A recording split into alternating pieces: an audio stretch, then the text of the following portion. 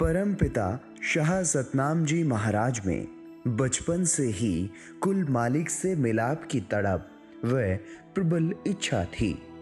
आप जी ने तलवंडी साबो दमदमा साहिब पंजाब में जाकर सिख धर्म के मर्यादा अनुसार अमृत पान किया और सतनाम वाहेगुरु का जाप किया। आप जी के दिल में गुरबाणी का पाठ करने की प्रबल इच्छा थी, इसलिए आप जी ने गुरुमुखी लिपि का ज्ञान प्राप्त किया।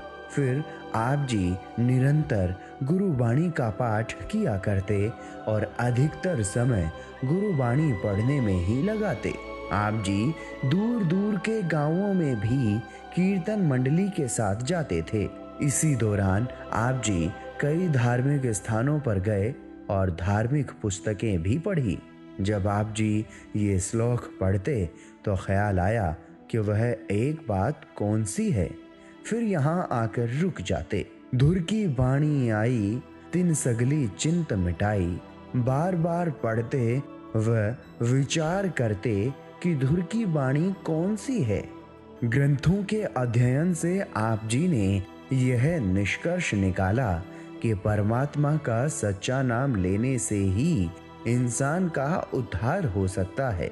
ग्रंथों में तो नाम की महिमा का गुणगान ही किया गया है, परंतु मालिक प्राप्ति के लिए पूर्ण सद्गुरु से नाम की अनमोल दात प्राप्त करनी जरूरी है। इसके बाद आप जी किसी सच्चे संत महापुरुष या पूर्ण सद्गुरु की खोज में लग गए। एक बार आप जी गिद्दड़बाहा तहसील के प्यूरी गांव में एक ऐसे व्यक्ति से मिले जो यह दावा करता था कि मैं आपको भगवान के दर्शन करवा सकता हूँ। आप जी अपने कुछ साथियों के साथ उसके पास गए और कहा, क्या आप हमें परमात्मा के दर्शन करवा सकते हैं? अगर आप हमें ईश्वर से मिलवा दें तो हम सब आपके शिष्य बन जाएंगे। पहले तो वह इधर उधर की बातें करके आप जी को टालने की कोशिश करता रहा, लेकिन जब उसे लगा कि आप ईश्वर के सच्चे तलबगार हैं तो वह किसी बहाने वहां से खिसक गया। प्यूरी गांव की पंचायत भी आप जी के पक्ष में आ गई थी। सारे गांव में यह बात फैल गई कि श्री जलालाना साहिब वाले सरदार जी बाजी जीत गए हैं। एक बार श्री जलालाना साहिब में ग्वालियर से एक भेषधारी साधु आया।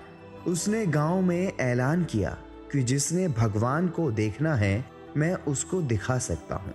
उसने कहा कि जैसे दूध के बिना खीर नहीं बनती, उसी तरह नाम के बिना मालिक प्रभु के दर्शन नहीं हो सकते।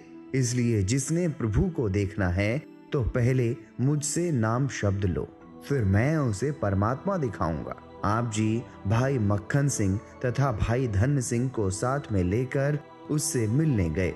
उसने डींग हाँकते हुए तीनों को कहा कि मैं अपनी दिव्य शक्ति से घड़ा उड़ा सकता हूँ। आप जी ने वहां पर रखा खाली घड़ा उठा लिया और उससे कहा कि इसे उड़ा दो। तब भेषधारी बोला कि तुम तीनों इस घड़े को पकड़ लो, फिर भी घड़ा उड़ जाएगा।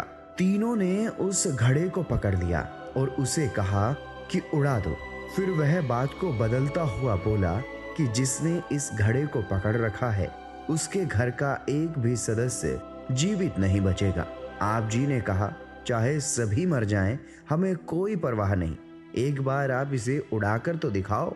वह भेषधारी निरुत्तर होकर आप जी के आगे हाथ जोड़ने लगा और शर्मिंदा होकर बनावटी हंसी हंसने लगा तथा उसी रात गांव से खिसक गया।